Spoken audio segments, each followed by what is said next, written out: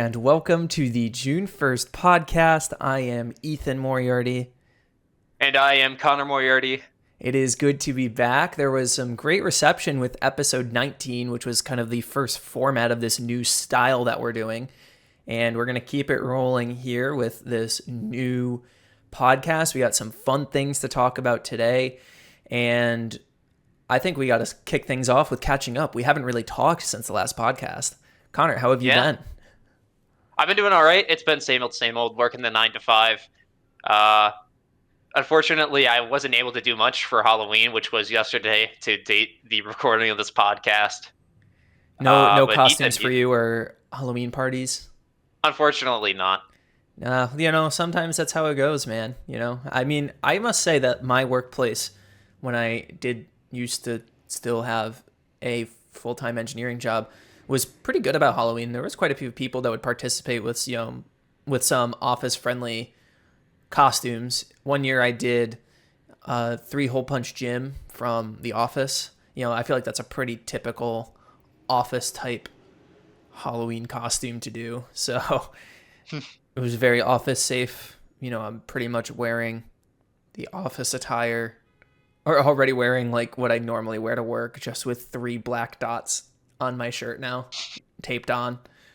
Yeah. Just construction paper cut out. It was about as basic as can be. But for this year, for Halloween, I had a Halloween party this past weekend, and I did Tyler Owens from Twisters, of course, Glenn Powell's character, and I posted it. And of course, there were so many other people in the Weatherverse that had that costume as well. But I think I pulled off a pretty good Tyler Owens. It had the full hat, the sunglasses, the flannel, and the boots, the whole 9. So I think I pulled off a pretty good fit. I think I was, about as close to the movie you could possibly be without buying the actual props themselves. I don't know if you saw the pictures or not.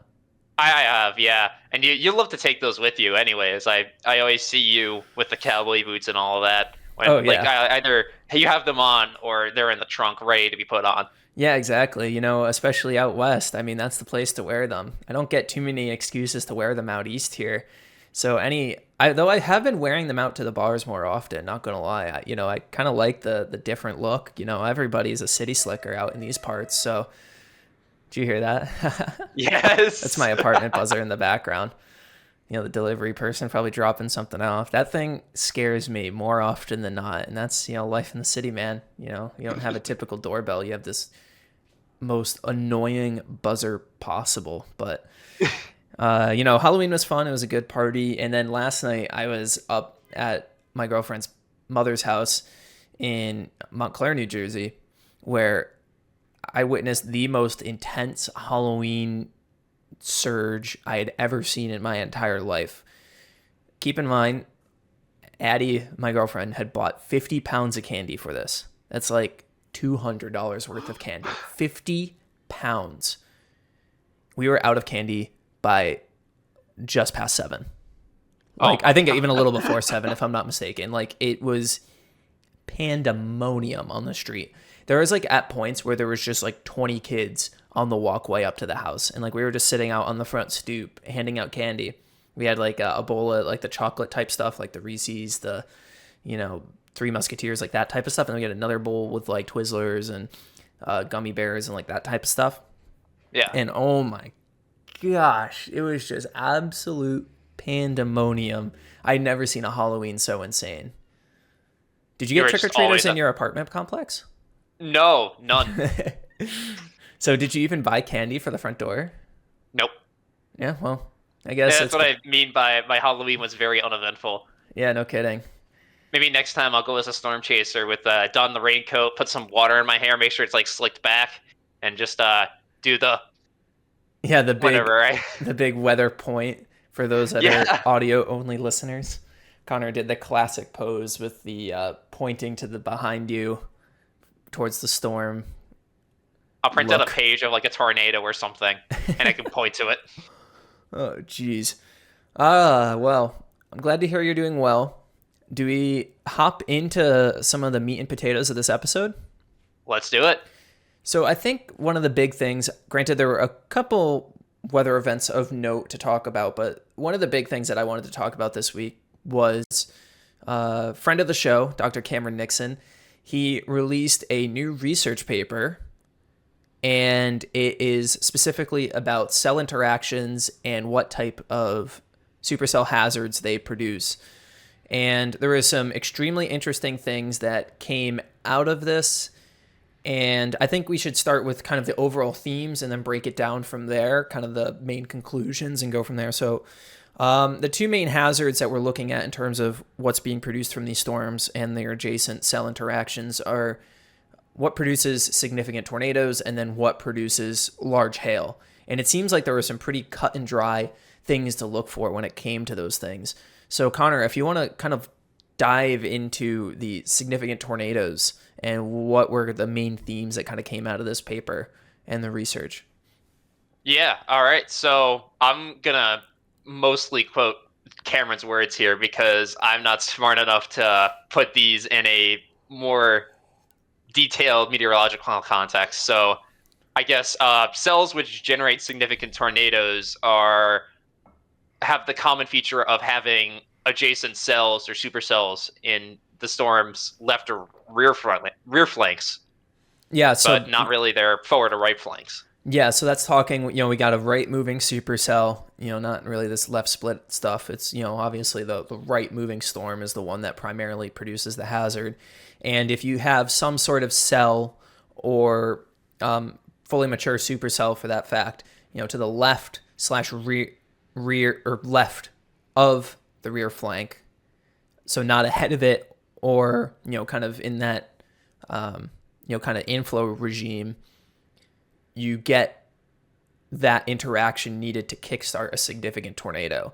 And the other thing that I thought was interesting too was kind of leaning towards, the more embedded / QLCS type tornadoes, which he goes to say, quote, convective systems within which the storm was at the head or embedded. So kind of what he's meaning by that is, so like within these kind of convective lines where, things have gone upscale and storms are all kind of clustered together, there used to be kind of this conventional theory, at least in kind of storm chasing. I don't know if it was more in an academic sense or not, that you would kind of go for that tail end storm because there would be that unimpeded inflow, that type of thing.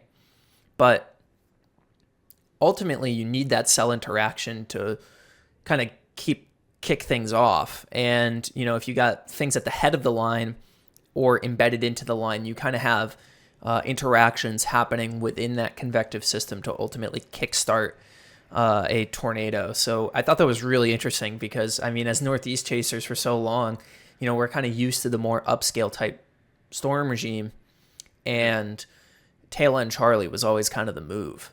I felt like we would always shoot for tail end Charlie, and like kind of looking back at it retrospectively, it's like that makes so much sense. How many times have we been on a tail end Charlie storm, and it always seems like we would like the northern part of the storm would ultimately be the producing region, right? It's a great example of that I'm kind of thinking of off the top of my head. Go ahead. Do you remember, I think it was it May 29th, May 28th, 2020? We were in Saratoga County, New York. Remember we were at the airport there? Yes. And that upper kind of Commahead region up by Glens Falls. Yes, that was what produced the tornado. Yes, and we were south of that. Yes, and I'm going to pivot a little bit to the large hail section because there's also, and I quote, convective systems where the storm was at the tail is what produces the significant hail. Mm-hmm. So maybe tail end Charlie is the region where we find a lot of the hail, but not really the tornadoes. Right, yes. So was there a specific example you were thinking of where you noted hail when we were on the tail end Charlie storm?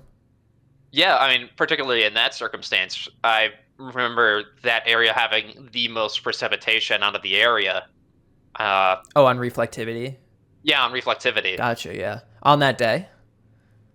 Yeah, on that day. Okay, yeah. No, that all seems to make sense. I'm also trying to think, too, well, we had a storm chase a couple of weeks before that, too. Was it May 5th? It was May 15th, 2020, where it was another thing where it was kind of, another upscale storm regime. I keep saying storm regime. I don't know if that's the right word to use. storm mode, I guess. And I'm trying to think, there were we were in a couple tornado warnings, but it was like we were kind of buried up in the Adirondacks. We were like using lakes to view storms. That was when we brought our friend Akash with us, and he took some, he was doing some cool shots of us chasing, which was fun. Yeah. I still like those pictures that he took of us. But yeah, that was May 15th, 2020 that I'm thinking of, that, it was kind of a similar case where we were kind of following the embedded line. And I think a friend of the show, Eric Creighton, was up along kind of that I-87 corridor north of Albany, where there was kind of another tornado that produced, I forget the town name exactly, where there was a EF1 tornado that he was kind of in the inflow and then eventual rear flank downdraft of the embedded segment. But this is all to say that looking back retrospectively on things, as Northeast chasers that are used to kind of pursuing the tail end Charlie type storm, it's so often we would always end up being south of the storm that ultimately would produce embedded tornadoes. Not that there would have been a likelihood of us seeing something anyway, because, the difficulty of the terrain and oftentimes these embedded storms being extremely rain wrapped. But it was just so interesting to kind of get these, kind of have these retrospective moments kind of reading through this paper. I know you started talking about some of the large hail stuff, Connor. Do you want to kind of dive into more of what are some of the more features of cell interactions and stuff that ultimately produce large hail? Yeah, sure. So I guess doing a couple more quotes. Cells which are on the boundaries and move into the relatively stable air are prone to produce very large hail, which is, I don't know, I would say that's a little bit counterintuitive to common sense, wouldn't it? Yeah, I think so. Like, at least we also have to kind of preface the fact too that we're kind of coming at this from an engineering background. So I think this is a good kind of opportunity. We're discussing this now, like, this paper was really interesting for us, but I think this is a good excuse to reach out to our friend Cameron Nixon and get him on the podcast. I think we should kind of talk through some of this in greater depth, because I think, we should just hear it from the man himself, right? Yeah. And kind of really dive into this stuff further. But this will be a great kind of entry level look for us as we kind of dive into this a bit. But I do see what you're saying. I wonder almost if it's just like you kind of get this, once you hit that stable state, that's when you get, kind of, you lose that support for the hailstones, Okay. And then they almost... Yeah, those that are currently in the updraft. Yeah, exactly. That's what I'm kind of thinking. That's what would make sense to me. But I'm not sure if this is kind of it's like a transitionary state kind of thing, right? Like you cross that kind of stable boundary, right? And then all of a sudden it's like, okay, now the storm can drop its hail. That makes complete sense to me. And maybe that's what we're ultimately getting at. And we're just kind of missing that link. Obviously we need to probably read this paper a little bit more to kind of really get the full grasp of things. I know, at least for me, like, I have to read things several times to fully absorb them, being a primarily math guy that used to struggle with reading comprehension as a young lad. It's still something that I struggle with today. So, but, and then there was also some kind of, some other notes in terms of large hail, I think too, right? Yeah. So one that I found interesting is if there are other cells in the forward or left flanks that also produce a significant hail. So I'm seeing this commonality where if there's an adjacent cell in the left flank, you get both a large hail situation and a potential significant tornado situation, which would be very bad for chasing. Either you are in the path now of a significant tornado, or you have to go into hail and get cored. Yeah. So, but ultimately, it seems like if there's a bias towards forward flank, then you're looking at more of a sig hail threat, which I guess makes sense, because I guess if you're left of the forward flank, you're kind of getting this downdraft from the backside of that other cell that's kind of kicking into that kind of precipitation regime, right? And that's kind of, maybe supporting that extra lift to support large hail. Whereas, if you're on the backside of the storm, you're more on the rear flank, you're ultimately kind of kickstarting that, rear flank downdraft surge that, kind of kickstarts tornadoes, if we're thinking about it from that conceptual perspective. So I don't know. It's all extremely interesting stuff. And kind of looking back, you look to some of these, legendary tornadoes, and it's like you can kind of see these different cell interactions taking place. And I think that goes well into the different types of cell interactions that are noted, most of which, we've kind of heard about in the past, things like a split, a feeder, a merger.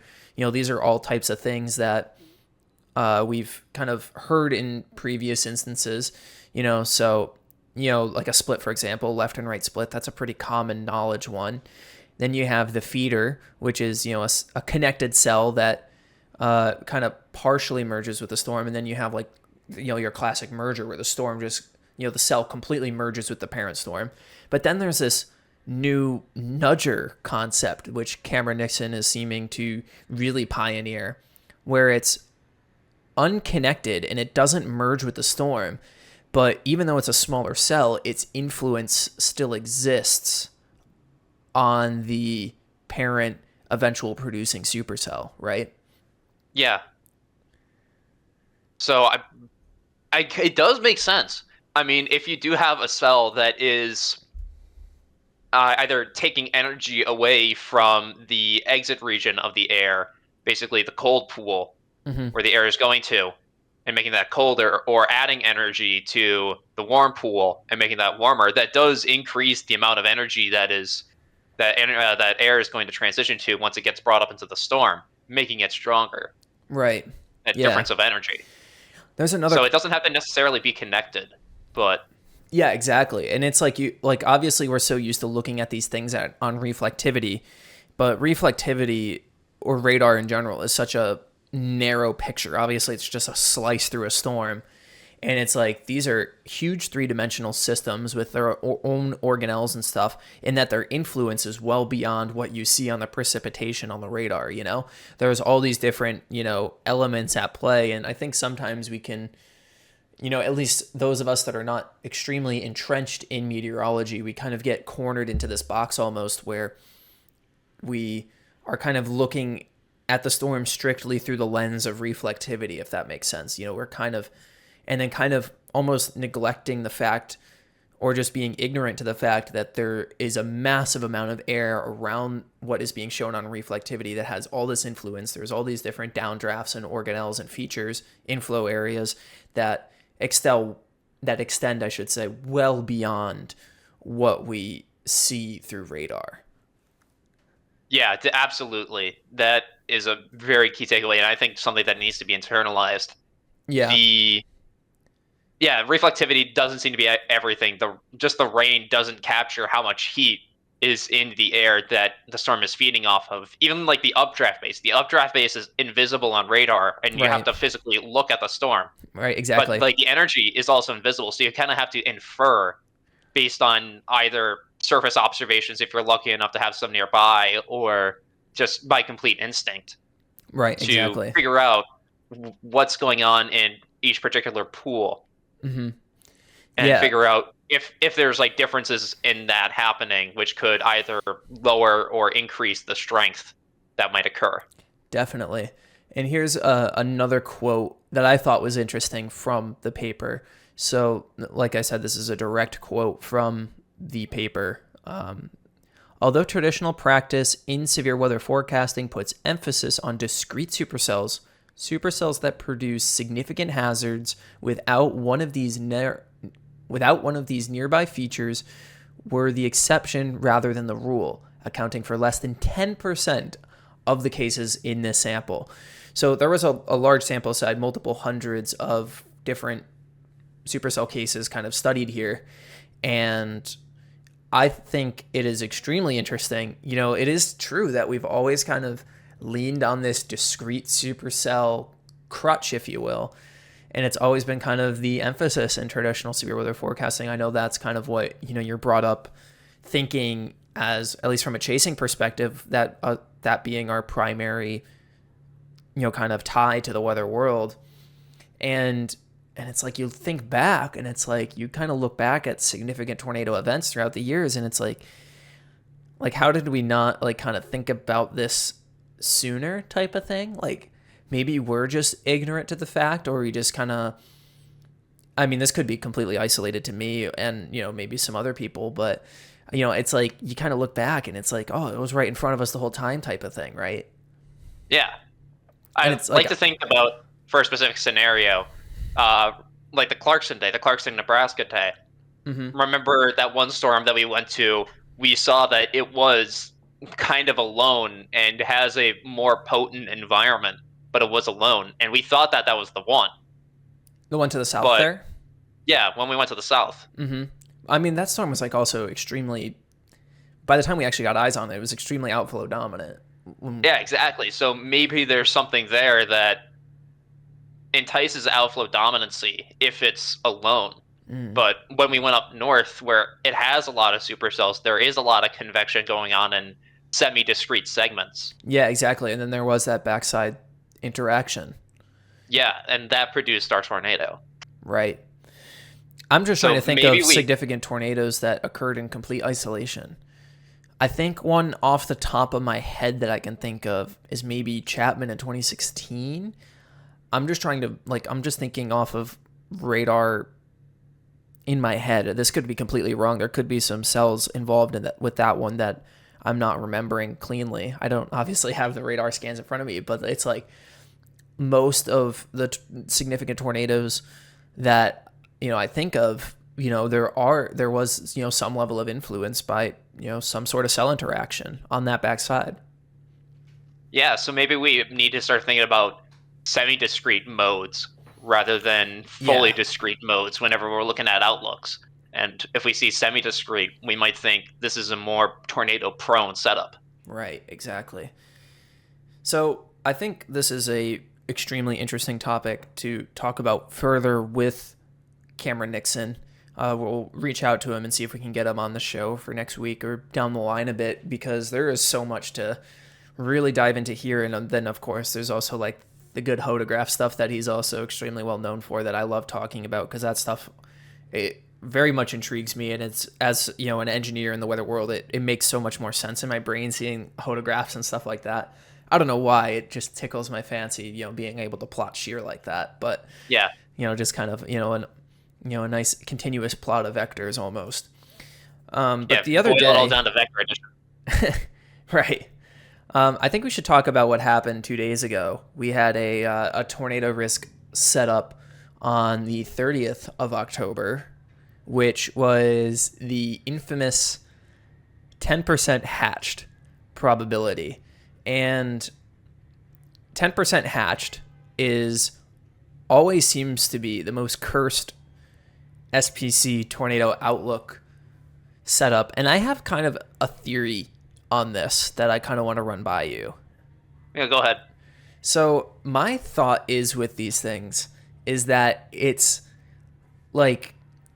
obviously a more elevated severe weather threat, right? Once you hit like 10%, that 10% hatched regime, it's like you're teetering on the edge of like, okay, this could be like a significant outbreak type thing. But usually once we start seeing like significant outbreaks, it's like you're usually seeing like 15% hatched or higher type thing, right? But at that 10% hatched, it's very dependent on things going right. And that's kind of like how I think, obviously, a lot of the weather community, I say this in like people that are not in, kind of the NWS / professional operational forecasting sphere, they see that 10% hatched and they kind of automatically go to like where their brain wants to go and like kind of going towards that more outbreak style image in their mind. But I think that 10% hatched is like that threshold where it's like it's like the extremes on either end are at their most extreme. It's like you get like a significant tornado outbreak of some sort or complete, failure mode type thing. And granted, I'm not saying this event was a complete failure. There was a multiple, I don't remember what the tornado reports were for that day off the top of my head. Maybe that's something you can kind of pull up, but yeah, there were, it was mostly a nocturnal event, which I think was kind of the primary concern ultimately earlier I think that was kind of the main thing that was ultimately warned, right? Though I think there was at times concern for a daytime threat, but it's like this weird gray area where there's so much that can go right, or there's so much that can go wrong. And oftentimes when it goes wrong, it's just like everyone's like, oh, yo, bust, type of thing. But it's like that's why it's a 10% hatched and not like a 15 or something else hatched, right? It's like there's much more of a failure mode present, but if it does go right, it's like, it's almost like a catch-22 situation where it's like the extremes on either end of the 10% hatched probability always seem to be kind of extreme. I don't know. So, that's like the best way I can describe it. I'm not sure if I'm doing the best at articulating it, but I think I'm getting the point across, right?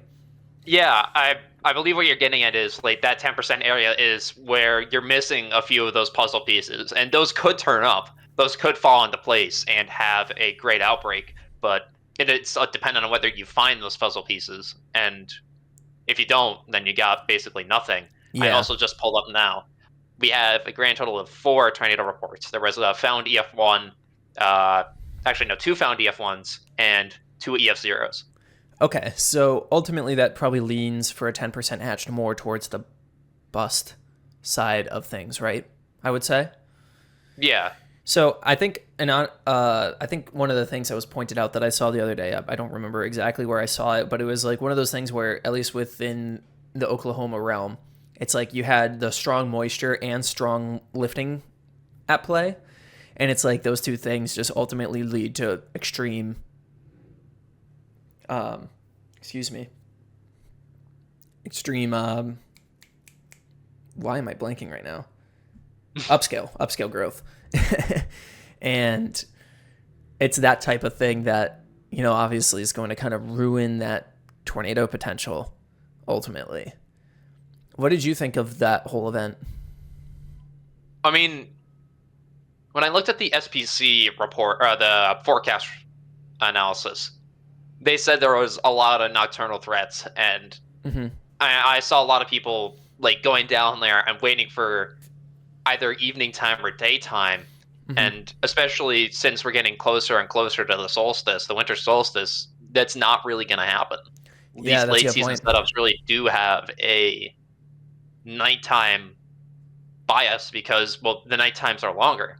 They're breaching now into the 6 o'clock, 5 o'clock area where, well, we used to have sunlight until 8. Yeah, that's definitely a good point to bring up. And yeah, I think that's one of the main issues with second season is that, you're leaning more towards the nocturnal type environment, and even those early spring setups as well. And especially now we have daylight savings coming up too. Granted, that just shifts the clock, not necessarily the way heating and stuff works. It's not like daytime heating is following the clock, but nonetheless, it's like we're losing daylight rapidly now this time of year. And, we have another, string of severe weather coming up in the next couple of days across the plains, which will be interesting to kind of watch. We'll talk about that in a second, but I think, in this case, it's like also too, there are also a number of idealized high resolution model runs that came out, the Rufus, the RRFS, which is still, a still fairly developmental model from my understanding at least. And then, even the HER as well that, kind of was printing some more isolated type cells earlier on in the day. But those were, I don't think those runs were, any closer to event than 24 hours. I think they were extremely far out for, well, I don't want to say extremely far out, but they were far out for a high resolution model. Yeah. Which I think kind of gets into the thought of, where's that kind of threshold for, kind of relying on a high resolution model to make your chasing decisions, right? Yeah, that really allows for errors to propagate, especially if you have a high temporal resolution. Right. Like any difference from the input data, the systems of equations, those really start to propagate once you get that far out on the time. Well, yeah. Even 24 hours doesn't seem that far in like GFS, but yeah, it's almost like you're getting like a super idealized environment that far down the line. Like it's just like almost completely disremoved from what reality would actually be, right? Like you're getting like almost like, in theory, like really idealized mixing scenarios, all these other type things, very binary cloud cover type things, and, very binary. I don't want to say binary, obviously. A lot of these things are quite gradient, but, it's like you're getting, they're very finite, and it's not, in reality, the atmosphere is not a coarse resolution model in the grand scheme of things. It's air molecules, and we're talking about grid sizes that are, what's the HUR operate at? 3 kilometers or something like that? 3 kilometers or around about. Yeah, exactly. So it's like something along those lines where it's like, okay, you can resolve like storms and, updrafts and stuff like that, right? But beyond that, it's like going out 24 hours at that type of grid spacing. It's like, yeah, it's great resolution for an atmospheric model, but at the same time too, like you're missing out on so much detail, and then you're propagating that out 24, 36 hours that your environment is completely idealized by the point of, when you're trying to make these decisions by. So, yeah. I don't know, man. Second season, and like I said, we kind of have, a stretch of second season coming up in the next couple of days here, starting tomorrow. But I also noted, the National Hurricane Center this morning bumped up its development probability down there in the Southern Caribbean as well. Did you see that? Yeah, it's now red. What is it? Is it? It's a red invest or whatever, or not invest. Disturbance. Disturbance, yeah. Area of concern from the NHC. Yeah, so that's 60%. Yeah, something. I don't know. I didn't see the exact number. I just saw the red X. Okay, yeah. I'm just looking now. It is greater than 60%. It's funny. It's I didn't see what the actual percentage labeled to it was, but nonetheless, it's that area late season is the prime hurricane factory in late season. It's funny. I just got done finishing the Sandy doc for the channel, and sure enough, that was the exact same region where Sandy developed, and we just passed the 12-year anniversary of Sandy the other day, but it's like that Caribbean in the late season that's where the storms like to really get going, and we have this upcoming trough coming over the States, and is that going to pull that thing north? Who knows? Last thing the Gulf needs is another Gulf storm, right? Yeah. So that's probably something to keep an eye on. I mean, maybe obviously the next time we'll talk is in the next 2 weeks. So we might have we might have a full story to talk about this time next week, or this time 2 weeks from now, with the development of that. But that'll be definitely something worth keeping an eye on for the tropics. I'm still trying to get, more up to speed with tropical forecasting. It's not something that I'm the strongest at, which is funny because it's like those things are so much more bigger picture, I guess. But though I guess in the early stages, it's probably really tough. But I don't know, those systems are so much larger. You would think that would be an easier area of study than mesoscale meteorology. But I guess it's just, kind of different piles of, kind of the same physics and stuff. So I don't know. Yeah. I also just looked at the Atlantic Tropical Weather Outlook. Formation chance through 7 days, high is 70%. Okay, well, so that'll be definitely something worth keeping an eye on in the next couple of days. But kind of talking about that trough and second season, we have this second season stretch coming up starting tomorrow. Well, I guess even today, there's a pretty low end setup, kind of over the southern high plains, but that really kicks off tomorrow. We have, at least at the time of recording on the day 2 SPC outlook, we have a localized 5% tornado prob, so a slight risk over, western Texas / southern Texas panhandle. That's the thing. I don't know. Is Odessa / Midland area, does that count as panhandle to you or western Texas? Because when I think western Texas, I think like El Paso or Fort Stockton. I know there's like Permian Basin. That's a special kind of region where it's. Yeah, I think. So the Permian Basin. Yeah, we need to bust out the geography maps again, which was a nice, fun topic of debate for the past couple of days on the on the Twitter lands. I like stirring the pot sometimes with that kind of stuff, but nonetheless, an extremely localized 5% tornado probs for so far out too. Well, I don't want to say so far out. It is the day 2, but I feel like the SBC has really gotten good at dilating dialing in risk locations, Mm-hmm.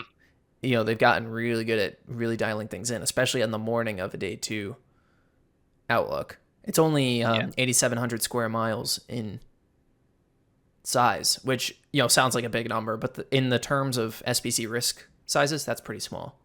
Yeah, that's like 4 counties. Yeah, something like that. So get to Midland tonight, I guess, if you want to start chasing tomorrow. And then kind of going after that, we have Sunday. So we have a much larger risk area kind of extending across all of the southern plains, starting in Texas all the way up, reaching even into southern Nebraska. So, Oklahoma, Kansas, all in the warning zone, slight risk at the moment. And then Monday, the 3rd, which is the day 4. So that's just a big highlighted 15% area extending from, eastern Texas up through eastern Oklahoma and into like Missouri and Arkansas. So, a nice stretch with this big trough ejecting through in the next couple of days. I definitely wouldn't mind being down in Odessa, Midland the next couple of days, or down, I should say, tomorrow. That's, I like chasing down that way. That's like pretty open. The cell reception down there can be spotty at times, especially south of like Midland and Odessa, where it's all pump jacks instead of people. It's more oil. Yeah, definitely more oil than people down there at that point. Yeah, definitely. But then that means nothing's really in the way. You don't really have structures. It is just pump jacks, which does make good time lapses. Yeah, definitely. It's funny. I was thinking about this the other day, when kind of this risk area kind of popped up. Remember the May 20th, 2019 high risk? The Magnum, Oklahoma day? The day that, like, in theory was a big bust for Oklahoma. Yeah. I mean, I guess for what the risk category was, I guess it was a bust. But, the Magnum tour was a really powerful tour. There was a really photogenic tornado down in Odessa.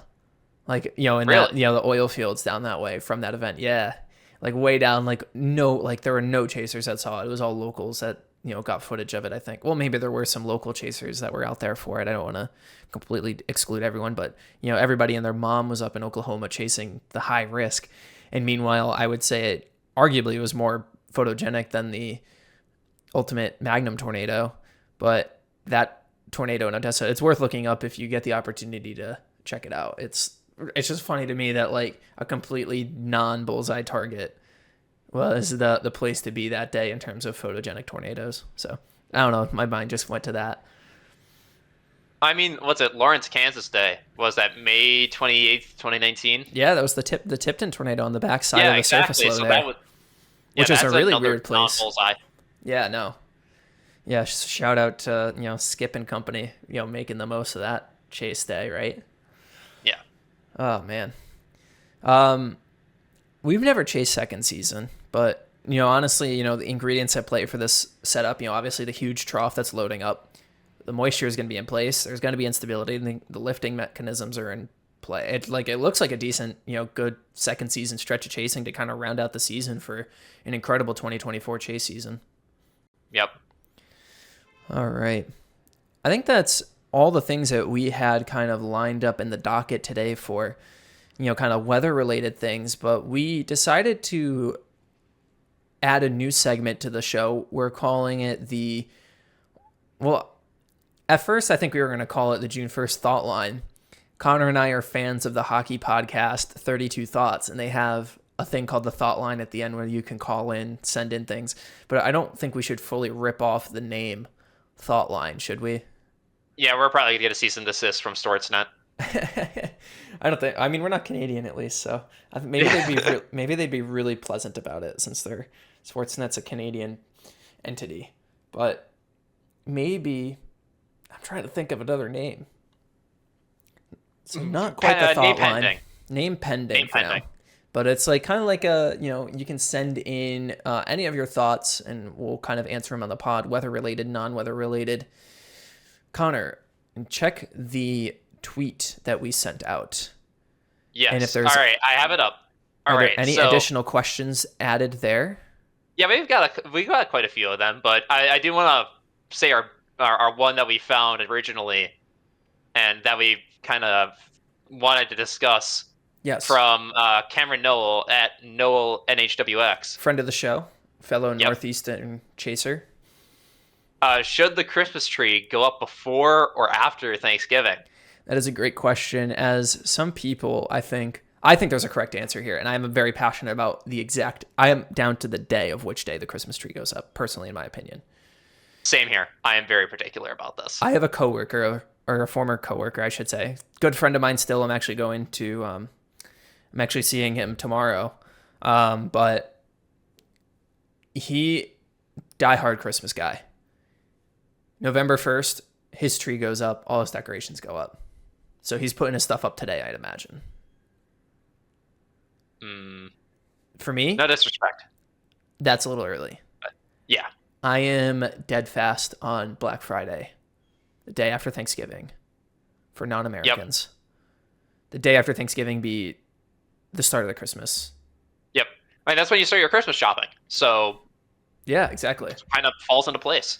Yeah, definitely. And it's funny too, because it's like, I think if you start too early, like, I'm not the biggest Thanksgiving guy, don't get me wrong, but I think that if you go too early, like if you have 2 months of Christmas, in my opinion, I feel like that ruins like how special it is.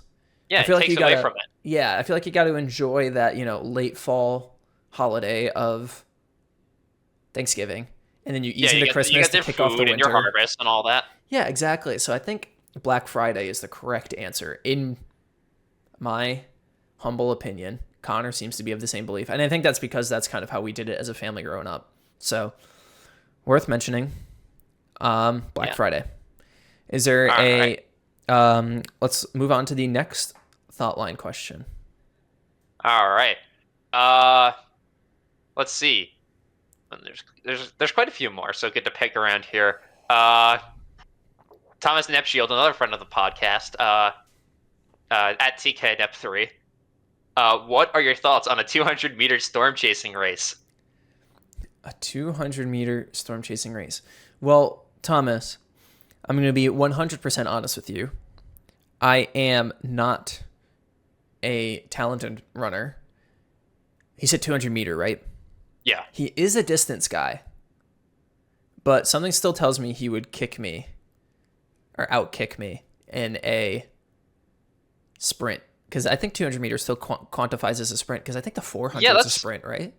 Which is disgusting. I couldn't imagine sprinting for that long. Or I think even the 800 meters is a sprint.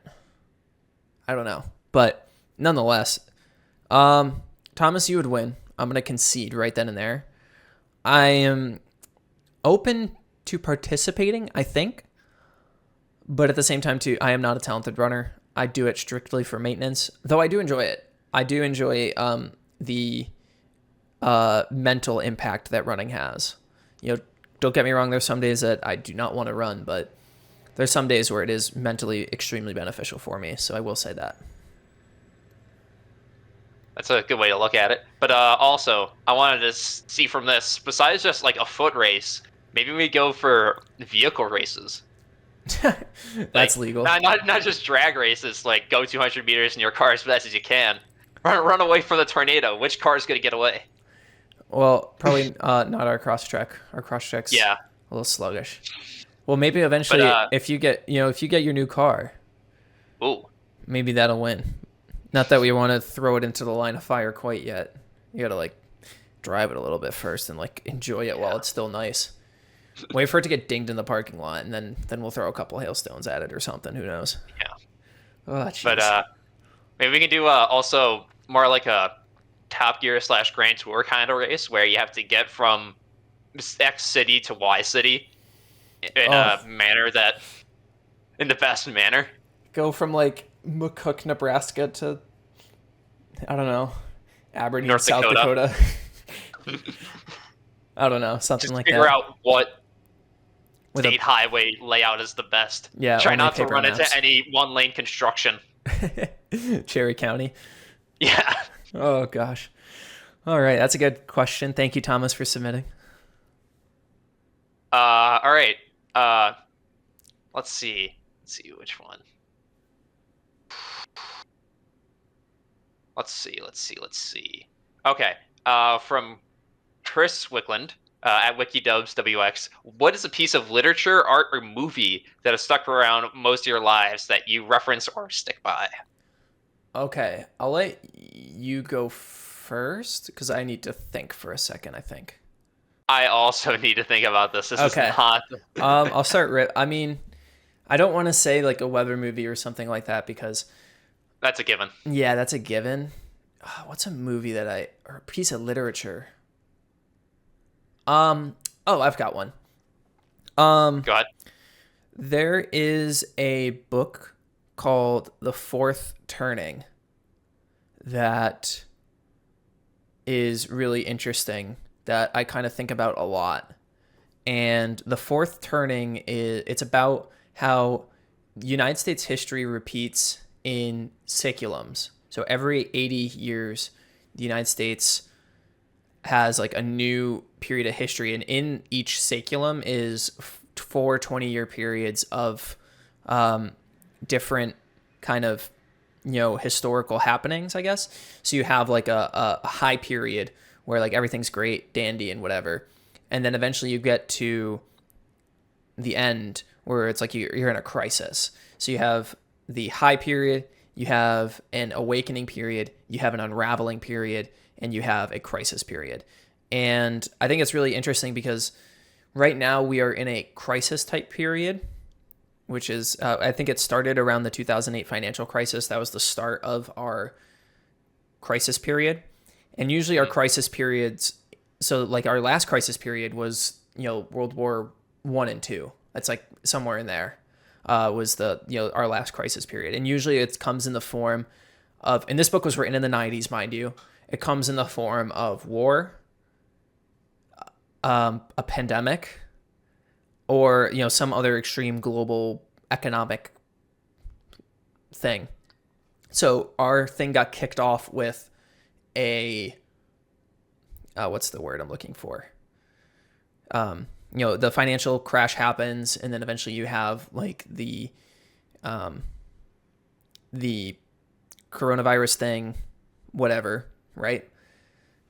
So that type of stuff is like, it's kind of wild. And now we're like looking at, these other scary possibilities of like, kind of, these wars are happening and stuff. So I think it's extremely interesting. But I think the cool thing is that eventually we're going to transition into a high period after the crisis, like the ash, the things rise out of the ashes type of thing.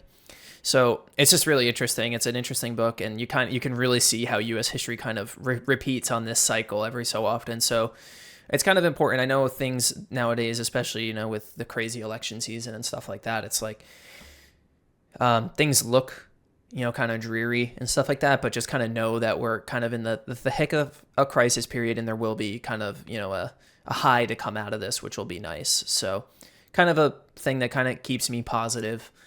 And it's just super interesting to kind of watch the repeat of history. Our Civil War, then World War II, these 80-year kind of crises that always kind of happen. It's just super interesting, and the historical relevance of it, I think, is really important. So that's my answer. I don't know if you've got one now.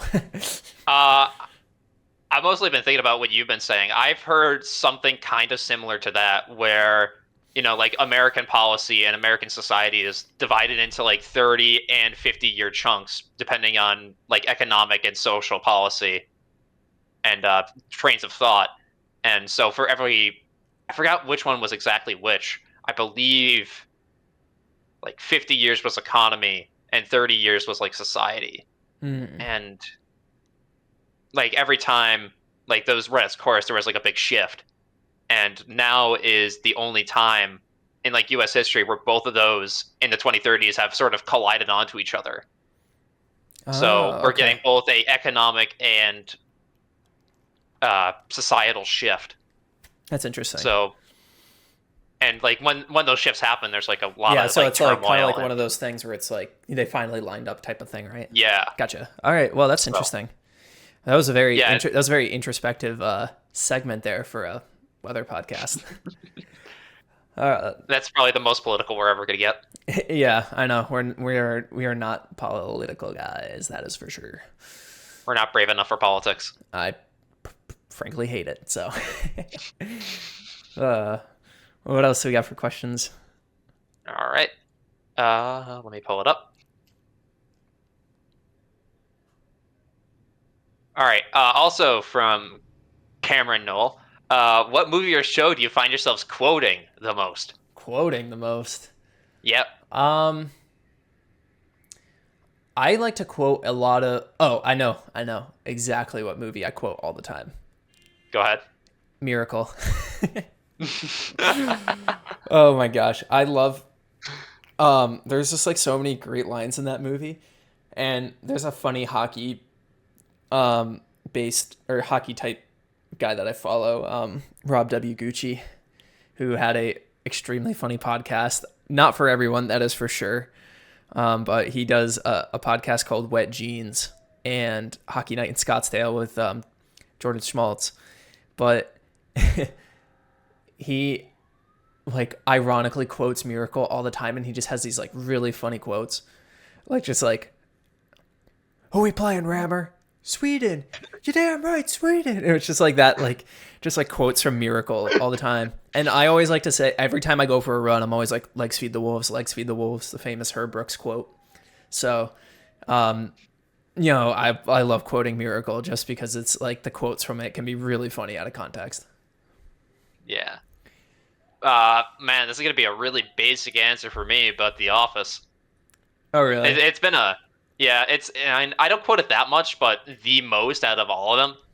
A lot of the shows I watch are kind of absurdist and don't really have like actual good quotes in a setting. But yeah, Gotcha. like the one that actually probably would be the most relatable, and I mean it's also kind of society defining, so people will be in on it. Yeah, exactly. That's for sure. All right. Thank you for the second question there, Cameron. All right. Let's see what else we got. All right. All right. You probably have gotten this one before, but from Charlie Burdo, at Charlie Burdo, any advice for growing a YouTube channel? Any advice for growing a YouTube channel? Yes. Yeah, so a lot of it I think I learned by doing, and I've had some, great advice from people that are really good at what they do and understanding the platform that have helped me along the way. I think one of the things like you have to understand is that like ultimately I think there's this kind of notion that I definitely fell into for a while where it's like, oh, I have to appease the algorithm. Like there's like this mythical thing, the algorithm, right? But at the end of the day, the algorithm is just what the majority of people want to watch. And you have to think in that lens that's like, oh, like what the majority of people want to watch. And there's definitely like there's so much you can get into in terms of that thing, but I think you have to kind of break this idea of like, oh, I have to cater to the algorithm, but instead you have to figure out what people want to watch type of thing. Like you have to have really solid video concepts that kind of tie in, that can hit a wider audience, but also satisfy with, more niche. Like it's a fine line, obviously, and there's kind of like you have to kind of find those interweavings, which took me a long time to figure out, frankly. I definitely started off, probably way too niche and way too drawn out. And that's not to say that I'm still figuring it out as I go. I think it's a continual learning process, but I think the big thing is kind of, kind of retooling in your mind the idea that, the algorithm's out to get you type of thing. Not saying that that's what you think or not, but I think that's a common theme amongst a lot of people. So, yeah, I think that's kind of my primary advice to start. Yeah. Think about what people want to watch and kind of try your best to really try to think what makes sense to a broad audience and a niche audience. It's tough. It's not easy. That's for sure. That's why so few are able to successfully do it. Is that it for questions, Connor? We get a couple more. Oh my goodness, a lot of good questions. Yeah. All right. From CJ Zagler at stormchaser_CJ. Now that you've chased a higher end hurricane and many tornadoes, which one do you prefer to storm chase? Tornadoes. For me, I mean, don't get me wrong. I think hurricanes are an incredible experience. Helene was a very interesting experience, definitely. Obviously, like the power of a hurricane is really remarkable, but at the same time, too, I think what really excites me about tornado chasing, for me personally, is like the thrill of the hunt, and it's like it takes, like I like the puzzle of it. Like hurricanes, like it's a lot of like sitting and waiting. It's not very dynamic, and it's like pretty like you kind of know what's going to happen type of thing. And that's like what I love about chasing is, like, don't get me wrong, I love experiencing nature in any type of form, but at the same time too, I think with tornado chasing, like the skill of it and like testing the limits of myself, like I like a challenge. And hurricane chasing isn't as much of a challenge. It's more like kind of just strategy. It's just kind of like, okay, you go to this place, you find a sturdy place to be. Whereas storm chasing, it's like a way more thought intensive and like, I don't like, do you see what I'm getting at, Connor? Right? Like that's kind of, it's more dynamic. You have to solve it. yeah, exactly. And it's like, it's so much harder to guarantee, right? Like once you know that there's like going to be a major landfalling hurricane, it's like like that part of it's kind of over. It's more just like kind of positioning and going from there. So I love the thrill of the hunt when it comes to tornado chasing and the uncertainty of it. Me personally, Connor, I don't know how you feel. I know you haven't experienced a major hurricane, but I'm not sure if you have a similar kind of mindset with respect to tornado chasing. Yeah, I love problem solving, so solving how to chase a tornado is definitely one of those. But I don't know, to compare it to a hurricane, I would have to experience it. Fair enough. All right, that was a great question. Thank you. Yeah. I guess one more. Okay. Now this is from ZachWX_. Yes. Who is the best president of all time? Best president of all time. I'm gonna have to think about this. I'm a big fan of Teddy Roosevelt. I think, a lot of the cool stuff that he did with like nature conservation and stuff like that, and some of the policy type stuff that he's done was really beneficial for the country. I think he was extremely progressive for where the country was at the time, and I think that's something to be extremely admired. I think he's one. Definitely more of a polarizing character, I would say. Definitely there's people that kind of love what he did and hate what he did, but I think FDR is a very interesting character too.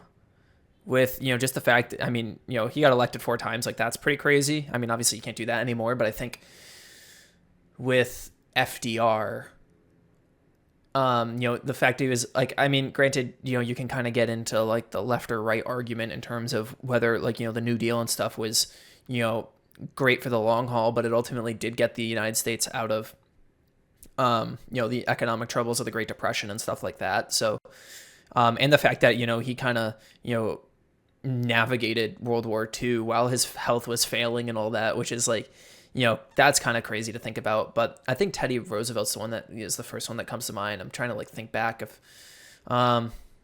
being a Massachusetts guy, I'm a fan of JFK. Lincoln's an easy one to point to too, obviously. I'm trying to think if there's like an underrated president that I can think of. No, not really. I'm trying to I don't know. Connor, do you have a different, do you have one that really sticks out to you? Not really in particular, but I do want to mention some of the replies to this. Yes. William Henry Harrison, bro showed up, coughed, and then died. Oh my gosh. So you don't have a president that sticks out to your. Besides the ones you've already mentioned and your reasoning behind it. No. I would say if I had to pick one, probably Lincoln.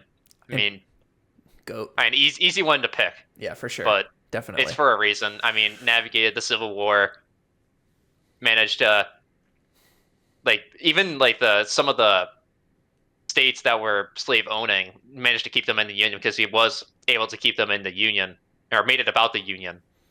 And then eventually at the end of it was able to, end slavery. That's pretty basic one out there, but yeah. And you can see how like he aged because of that, like because of the Civil War. Yeah, no kidding. It mentally took a toll on him, and how much the stress took at him. It happens to every single president. Oh yeah, they all get extra. I mean, that ain't. I know. Speaking for me, I could not do that. But yeah, I think Teddy Roosevelt would be my answer. I think that's one that I really look up to. Or I'm really like I don't know if like he's a direct inspiration of mine, but he's one that like, for what he did at the time period. I think it's extremely cool to see that he was so forward thinking. Yeah. That's I think that's all of our questions. Awesome. Well, this was a great episode. We got some really in-depth discussions here. This is really fun. I really like doing this podcast. I don't know about you. It's kind of good to, it's a good opportunity to catch up, since we live so far apart now. Yeah. And it's just, a great opportunity to talk about the things that we love. And, kind of, this will be fun too with this new, kind of Ask Us segment, Thoughtline segment, whatever we want to call it. Yeah, we'll come up with a name. Yeah, exactly. And like I said, we'll try to get some guests on here in the near future. We'll reach out to Cameron Nixon and hopefully get him on soon to, really talk about this further and maybe even bring him into a thought line. Who knows? So we'll, watch him listen to this before I even ask him, and he'll be like, whoa. Anywho. All right, Connor, this was awesome. Thank you all so much for listening. Plug a couple of things. The socials are running across the top there as always, but also we have a June 1st merch store. That's june1stweather.com/shop. And then also there's bonus content and ad-free long-form videos on the June 1st Patreon. There's 3 different tiers with different perks in each one. Go over there if you are looking to further support what we do here with June 1st. And get some extra bonus stuff out of it because of your generous support. So those are the things that I wanted to plug for today. Connor, it has been a pleasure talking to you as always. And likewise. We'll talk again in, 2 weeks. We'll hop back on and maybe we'll have some crazy weather stories or a fun guest on to share the pod with. We'll see. But nonetheless, maybe both. Thank you everyone for listening. And I bid you all a good day. Have a good one, everyone.